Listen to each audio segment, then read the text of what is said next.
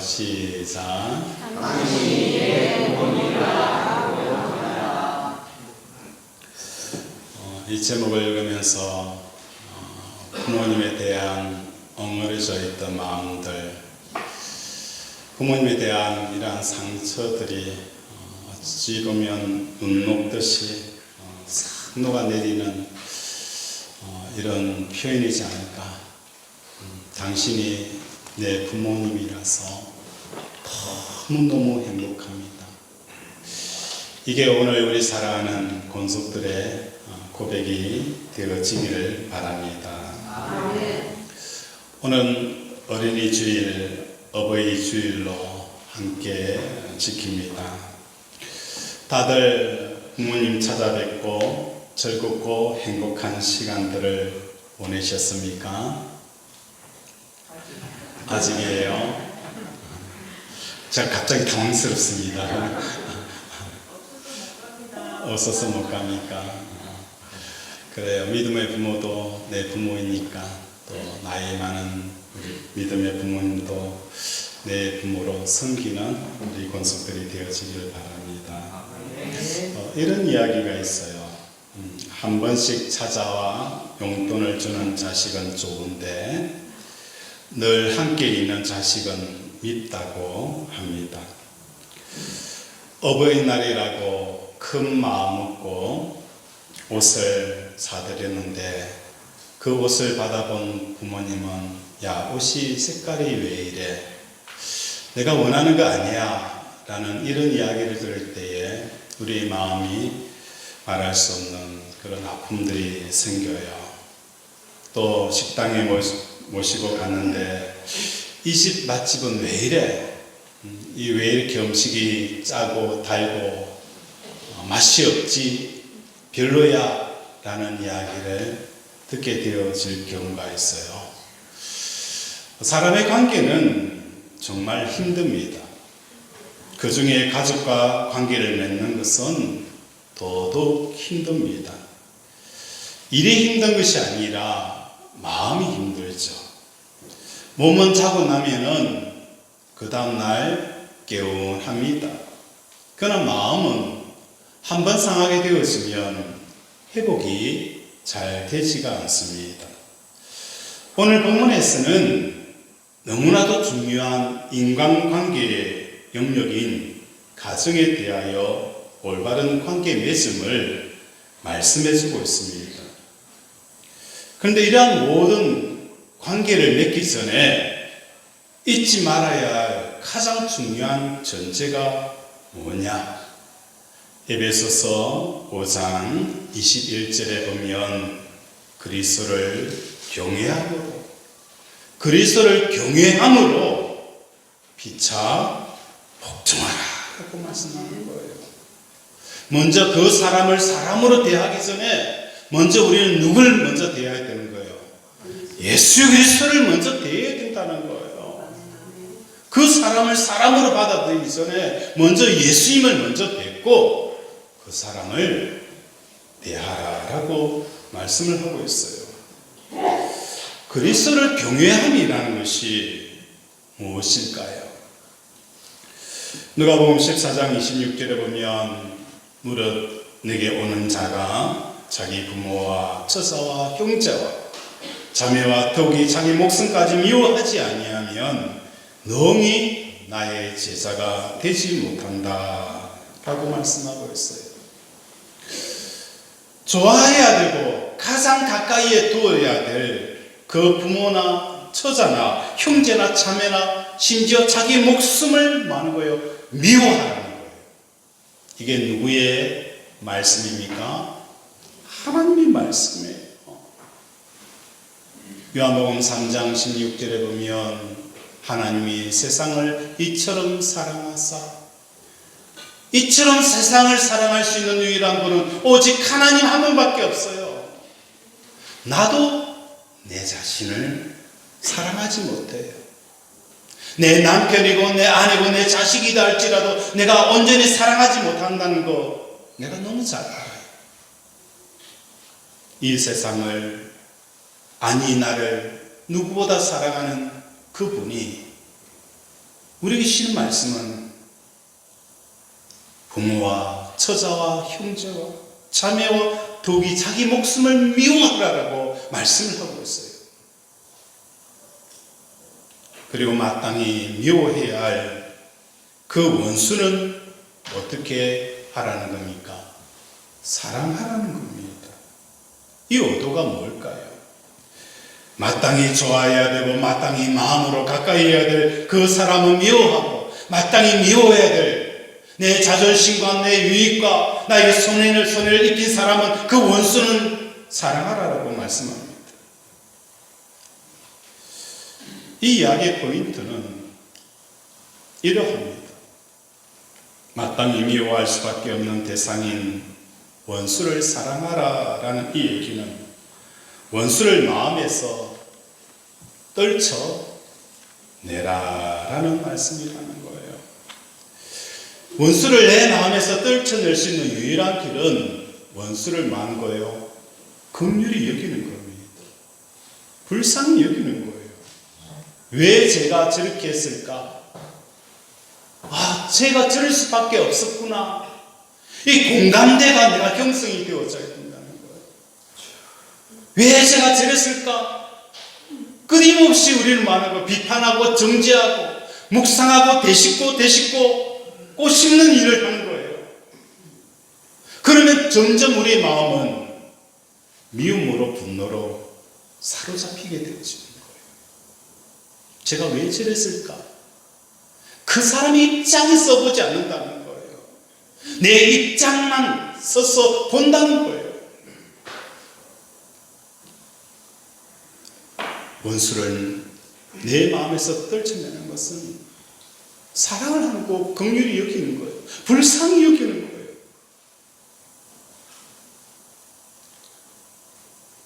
맞은 사람은 잘 때에 뭐 하는 거예요? 다리 쭉 펴고 자요. 때린 사람은 어떨까요? 불안해서 잠을 못 자는 거예요. 오늘 하나님께서 우리에게 말씀합니다. 원수를 사랑하라. 긍휼히 여기라.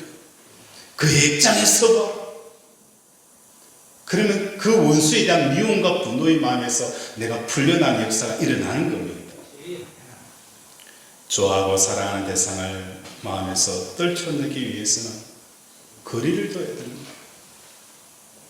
우리 주위에 보면 어제는 죽고 못 사는 관계예요. 푹 빠져가지고 정말 죽고 못 사는 관계예요. 마을 일을 하다 보니까 어느 분이 이런 이야기를 하는 거예요.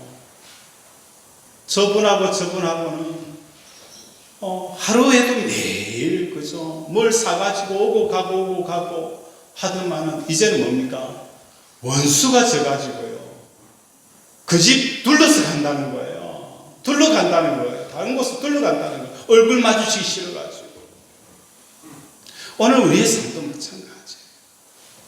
가까이 하고 좋아해야 될 그 대상을 거리를 두는 거예요. 왜 이렇게 할까? 마음을 원수에게도 뺏기지 말고 사랑하는 사람에게도 뺏기지 말고 그 마음을 하나님께 온전히 드리라는 거예요.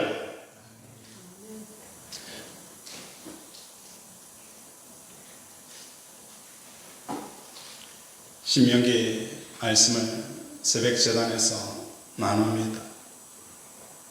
신명기 말씀을 묵상하는 가운데 이런 말씀을 하셨어요. 고기는 먹되 피채 먹지 말라. 창세기 9장에서부터 이미 하나님께서 말씀하셨어요. 너희가 고기가 먹고 싶었냐? 고기를 잡아서 먹어라. 그러나 그 피는 뭐 하는 거예요? 먹지 말고 땅에 쏟아버려라. 왜 이렇게 말씀하셨을까? 그 이유는 다른 게 아니에요. 피를 쏟아버려야 될 이유는 피는 곧 생명이라는 겁니다. 고기를 먹되 그 피는 쏟아내버려.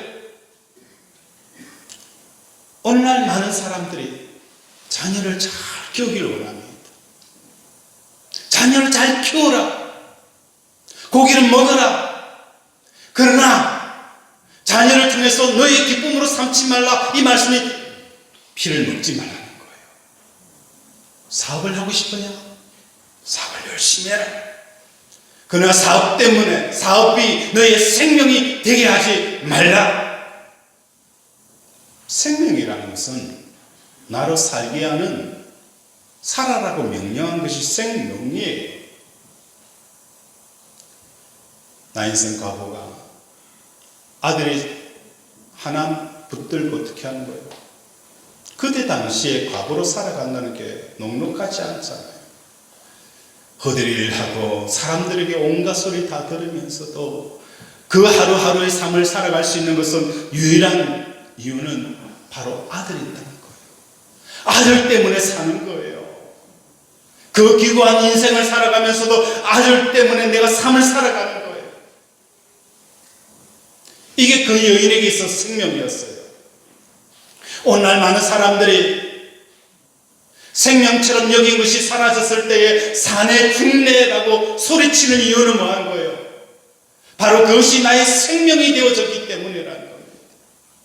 사업이 망했잖아요. 그러면 사업 망한 것 때문에 산이 중이라고 하는 것은 그 사람에게 심령에 예수가 생명이 아니라 사업이 생명인 거예요. 자녀가 잘 되면 기뻐하고 안 되면 슬퍼하고, 자녀 때문에 산이 중이, 자녀를 잘 키우는 것을 넘어서서 자녀가 그 심령의 생명으로 자리 잡은 거예요. 성경은 말씀합니다. 고기는 먹되 그것이 너의 피는 먹지 말라.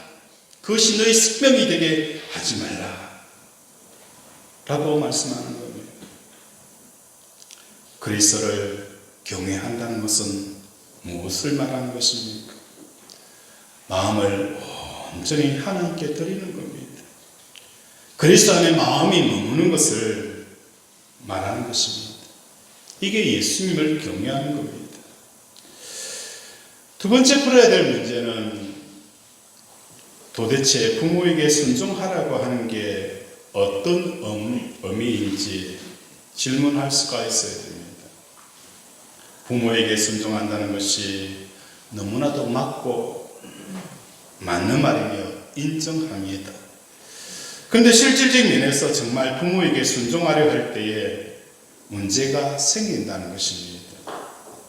그냥 부모님을 무조건 미워하거나 무시하거나 하는 게 아니고, 객관적으로 부모님이 하시는 말씀을 들을 때 이게 아닌데, 이건 아닌데 라는 생각이 들 수 있다는 겁니다. 교황 무엇을처럼 부모 무엇을이라도 마음에 새겨놓고 부모에게 순종해야 하는 겁니까? 저희 어머니는 항상 일을 할 때나 우려 쏘는 일이 있으면 말을 계속 반복을 하세요. 한 번 들으면 예 알겠어요 라고 하는데, 이게 한 번 이야기하는 것이 아니라 밥 먹을 때도 이야기하고 차 타고 갈 때도 이야기하고 계속 이야기하는 거예요. 그러면 뭐 하는 거예요? 알았다고요 하면서 제가 짜증을 낼 때가 있어요. 80 먹은 노인네가 60 넘은 아들을 향하여 마치 어린아이처럼 대하는 거예요.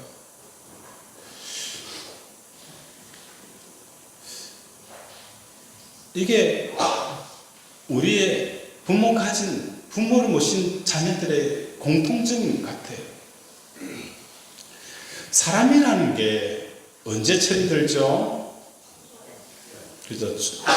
죽어도, 그죠? 죽으면 철이 든다는 데겠죠. 사람이, 그죠? 죽을 때까지 철이 들지가 않아요. 내가 죽을 때까지 철이 안 드는데 무슨 수로 자녀를 노엽게 하지 않을 수 있으며, 내가 그저 철이 들어있지 않은데 어떻게 올바른 교훈과 훈계와 양육을 할 수 있단 말입니까?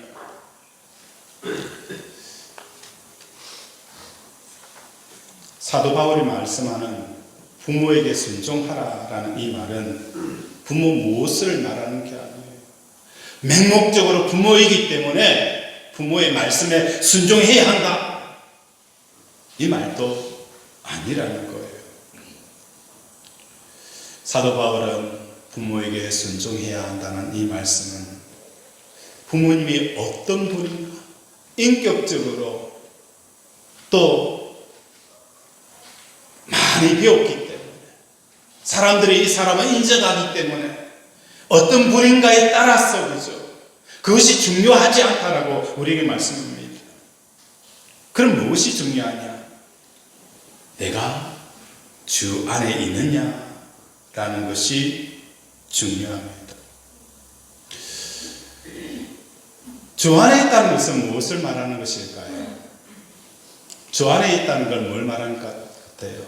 주 안에 있는 것 뭘까요? 일부 예배 할 때 집사님이 이런 이야기를 해요. 주 안에 있는 게 뭐죠? 라고 물으니까 예수님이 내 안에 있는 것이 주 안에 있는 것입니다 라고 이야기를 하는 거예요. 그래서 제가 그건 아닌데요 했어요. 예수님이 내 안에 있는 게 아니라 내가 어디에 있어요? 내가 예수님 안에 있어야 되는 거예요. 가족 오락관 게임에 어떤 프로그램이 있었느냐, 가족이 나와서 문답 사회자가 질문을 하고 그 질문을 아버지가 설명을 하면 딸이 그 문제를 맞추는 그런 프로그램이었어요. 아버지가 열심히 딸에게 설명하는 거예요. 내가 제일 자주 가는 곳이 어디지? 그건 집이었는데, 답은 집이었는데 가는 곳이 어디지? 라고 하니까 딸이 뭐 하는 거예요? 달란주점!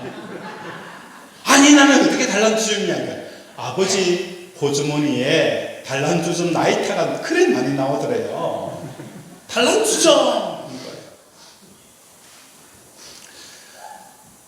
내 안에 계신 주님은 내가 뭐 하는 거예요?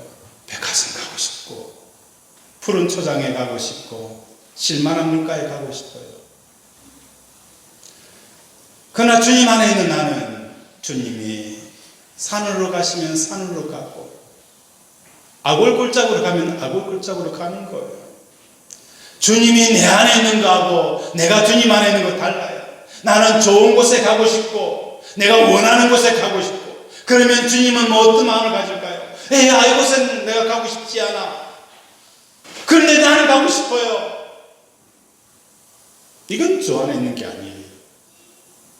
주 안에 있는 것은 내가 예수님 안에 있어서 예수님이 가는 곳, 그곳에서 내가 가는 삶을 살아가는 것이 주 안에 있는 것입니다. 우리 예수님은 지금 어디에 계실까? 십자가에 죽으시고 부활 승천하셔서 하나님 보좌 우편에 계셨습니다. 우리 예수님은 공생에 생활할 때에도 늘 기도로 몸은 이 땅에 있었지만 마음은 늘 하나님 아버지에게 가 계셨어요. 이런 삶을 살았던, 그죠? 하나님 안에 살았던 예수님의 삶에는 어떤 일이 일어났을까? 풍랑이 치는 바다를 지날 때에도 깊은 잠을 주셨다는 겁니다. 풍랑이 이는 바다를 지날 때에도 우리 예수님은 잠을 주무셨습니다. 우리가 주 안에 있는 마음이 되어질 때에 우리의 사업에 풍랑이 일어요. 자녀의 삶에 풍랑이 일어요. 내 몸의 건강에 적신호가 흘러요. 그럴 때도 우리는 뭐 하는 겁니까? 잠을 잘 수가 있다는 것입니다. 하나님 보좌 앞에 계셨던 그 주님을 바라보았던 스데반은 자기를 죽이려고 하였던 그 많은 사람들 앞에서도 그들을 위하여서 용서의 기도를 하였던 사람이 바로 스데반 집사였어요. 주 안에 있는 것. 이런 역사가 일어나는 거예요. 이런 용서의 역사가 일어나는 거예요. 이런 평안의 역사가 일어나게 되어진다는 것입니다. 요한복음 14장 2절에 보면 너희는 마음에 근심하지 말라. 내 아버지 집에 거할 곳이 많도다. 그렇지 않으면 너희가 알렸으리라. 내가 너희를 위하여 처소를 예비하러 가노니 가서 너희를 위하여 처소를 예비하면 내가 다시 와서 너희를 내게로 영접하여 나 있는 곳에 너희도 있게 하리라. 예수님은 공생에 살아가면서 그 아버지의 처소 안에 있을 때에 바람 불어도 괜찮아요. 폭풍 몰아쳐도 괜찮아요. 난 괜찮아요. 오늘 주 안에 있게 되어지면 주님이 우리를 위해서 처소를 예비한 그 처소에 머물게 되어지면 마음에 근심이 없는 그 삶을 살게 되어지는 것입니다. 우리 예수님이 만드신 그 공간, 우리 마음이 머무는 것이 주 안에 있는 것입니다. 세상에 살고 있지만 세상의 지배력과 영향력을 받지 않는 공간, 이것은 세상을 이긴 공간이며 하나님의 약속과 말씀이 있는 그 공간, 그렇기 때문에 두렵지 않습니다. 오늘날 세상을 보면 얼마나 불합리한 세상입니까? 가진 자들에 의해서 결정되어지는 세상입니다. 그런데 주 안에 있게 되어지면 세상에 대한 새로운 눈들이 열리는 거예요. 마치 이 세상은 빌라도가 사형을 선고합니다. 어떤 사람을 무죄한 예수를 십자가에 죽여라. 무죄한 사람을 사형으로 언도하는 그 빌라도가 판을 치는 그 세상, 빌라도가 사형 선고한다고 해서 사형이 되어지는 그 세상인 것처럼 보이지만 예수님은 말씀하셨습니다. 빌라도가 나의 생사를 주관하는 것이 아니다. 누가 주관하는 거예요? 하나님께서 허락하지 아니하면 빌라도가 나를 죽일 수 없느니라. 이게 뭡니까? 예수님, 주 안에 있는 예수님의 말씀이고 능력이라는 겁니다. 오늘 우리의 삶도 마찬가지예요. 빌라도가 판을 치고 선고하지 않아요. 야, 너 인생 끝났어. 이제는 넌 다시 일어나지 못해. 온통 빌라도의 선고가 내려져요. 사형이라. 그 선고 앞에서 우리는 어떤 고백을 할 수 있는 거예요? 하나님이 끝났다고 해야 끝나는 것이다. 하나님이 포기해야 포기하는 것이지.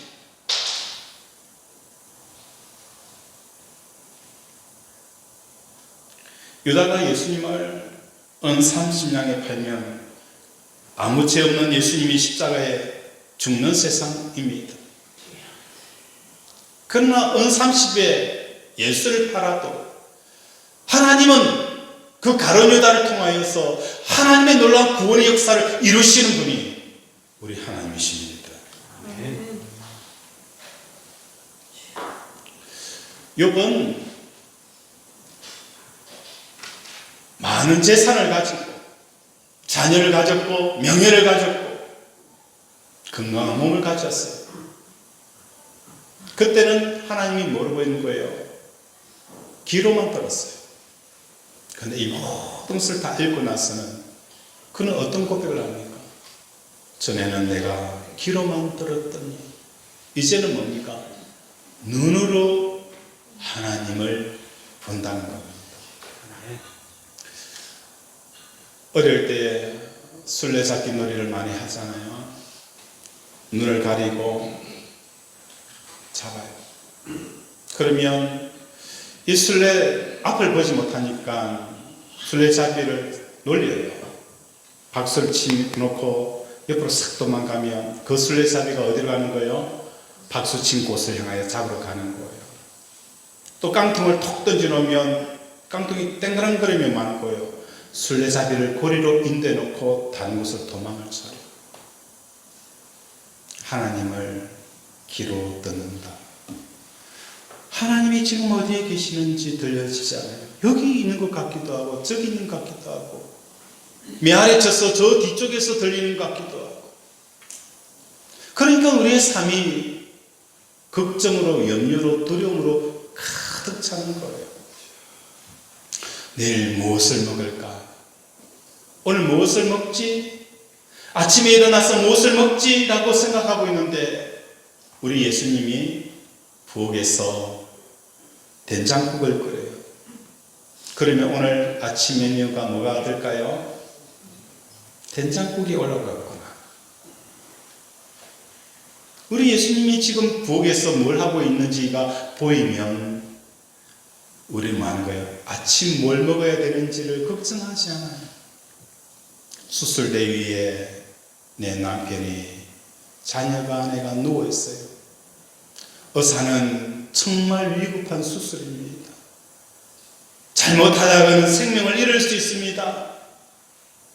그 두려운 현실이지만 그 수술대 위에 우리 예수님이 아이의 이마에 손을 얹고 기도하는 모습이 내 눈에 보이면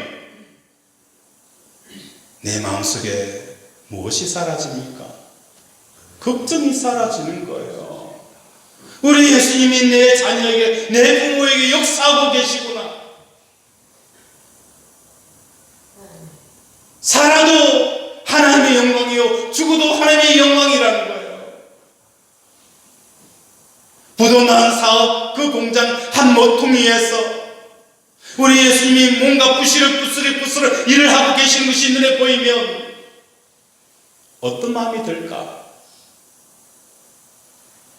하나님이 일하고 계시구나. 하나님이 지금 일하고 계시구나. 두려움이 떠나가는 거예요. 염려가 떠나가는 거예요. 오늘 우리 사랑하는 권속들의 삶 가운데 주 안에 있어야 된다는 거예요. 우리 예수님의 마음과 생각 속에, 그 마음 속에 있게 되어지면 어떤 현상이 생기느냐? 내가 예수님 안에 머물면 내가 마음이 육체에 갇혀 있으면서 부모를 대하는 것이 아닙니다.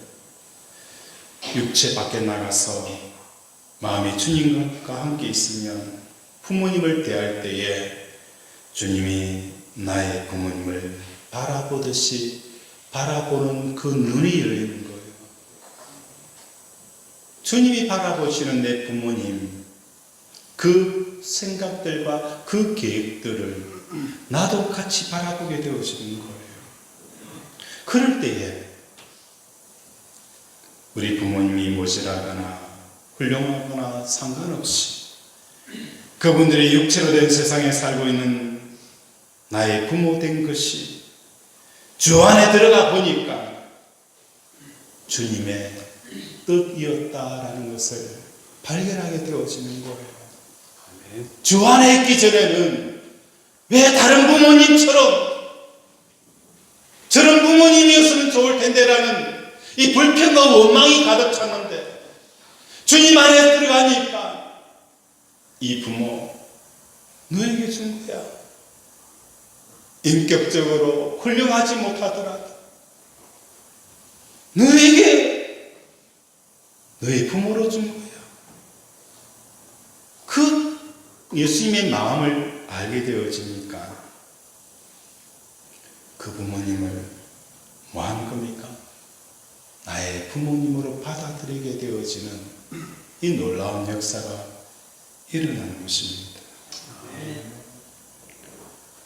우리 하나님은 여러분의 부모 되심을 한 번도 후회한 적이 없습니다. 나는 모질하고 잔소리 많고 자기밖에 모르고 이기주의고 돈밖에 모르는 부모라 할지라도 우리 예수님은 그 부모는 너의 부모로 내가 준 거예요.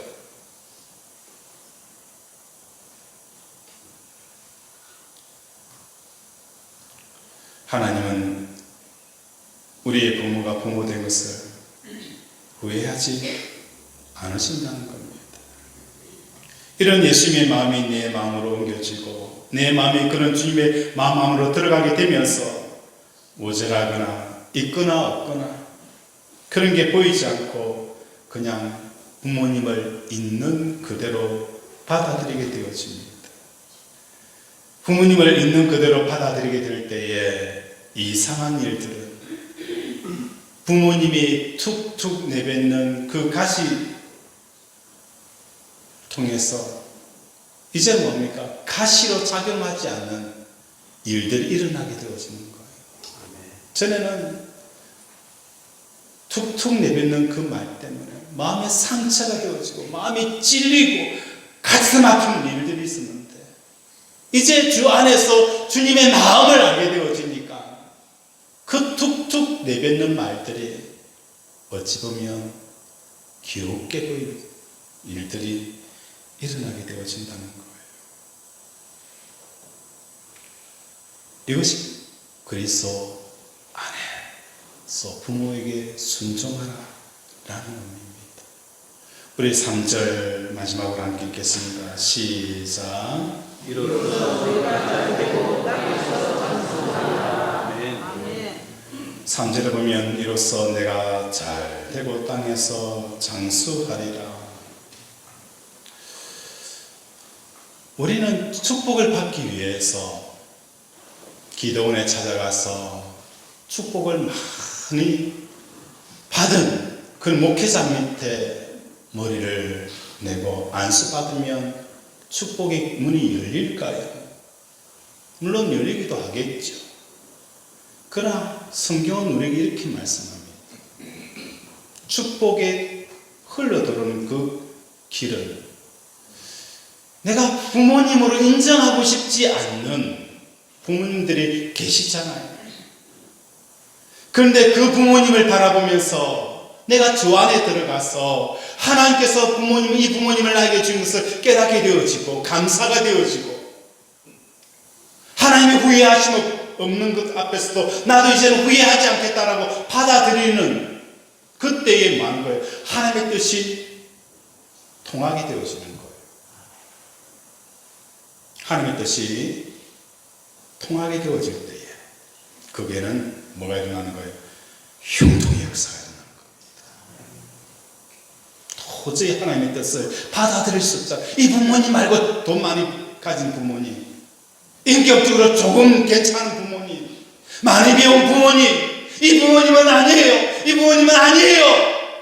하나님의 뜻이 흘러들어가지 못하는 그곳은 찬이 되어지고 막혔지만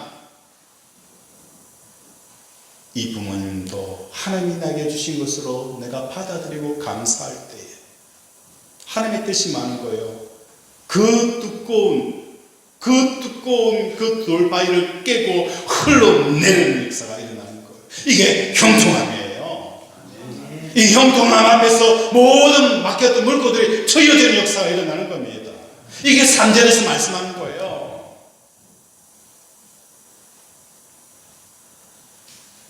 내가 잘 되고 땅에서 장수하리라.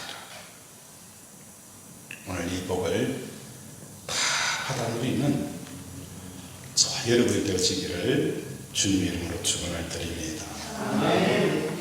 함께 기도하기를 원합니다. 하나님, 오늘 주신 말씀처럼 아버지 부모님을 용서하게 하시고 또 자식 되어진 것에 대해서도 용서하게 하여 주셔서 내가 주 안에 있지 못하고 내가 생각하고 내가 판단하고 내가 결정 내린 이것을 회개하고 오늘도 주 안에 머물므로 자녀를 향한 예수님의 마음 또 우리 예수님께서 부모를 주신 것과 자식에 준 것을 후회하지 않는 그 후회의 마음 하지 않는 마음들을 받아 오늘도 형통의 삶을 살게 해달라고 이 시간 주여 삼창부르고 함께 기도합니다. 주여 주여 주여 아버지 오늘도 우리를 말씀해 주시고 우리를 공유해 주시옵소서. 아버지 우리는 눈에 보이고 귀에 들리고 손에 잡히지는 것밖에 없습니다. 아버지 내 원수는 아버지 미워하고 아버지 아버지 형제 자매들을 아버지 마치 질그덕거리면서까지도 아버지 주여 사랑하였던 일을 이제 불쌍히 여겨 주시옵소서. 지금 남아있는 게 무엇이 있습니까? 하나님의 사랑하는 것 외에는 이 땅에 남아있는 것 없습니다. 아버지 마음을 다하고 뜻을 다하고 힘을 다하여 내 하나님을 사랑합니다. 하나님 오늘도 아버지 마음을 온전히 경외하는 이 삶을 살게 하시고 하나님의 능력과 하나님의 형통과 하나님의 축복이 오늘 우리 사랑하는 은속들의 가정과 어버이날을 맞이하는 모든 어버이의 심령과 자녀들의 심령 위에 하나님의 복에 따라 주시옵소서. 하나님 오늘도 우리에게 형통의 길을 열으시고 당신이 내 부모여서 너무너무 행복합니다. 나는 고백케 하여 주심을 감사드립니다.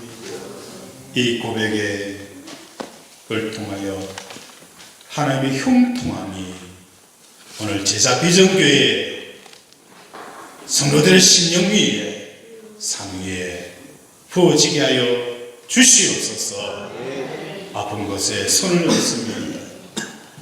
하나님 시신경이 회복되어지게 하시고 암덩어리가 녹게 하시고 내부종이 치유되게 하시고 아버지 각종 암들이 치유되어지고 깨끗게 나는 역사가 일어나게 하여 주시옵소서. 나사렛 예수 그리스도 이름으로 명하노니 오늘도 믿음으로 온전 승마다 성령의 불로 태워 주시옵소서. 예수 이름으로 기도드립니다.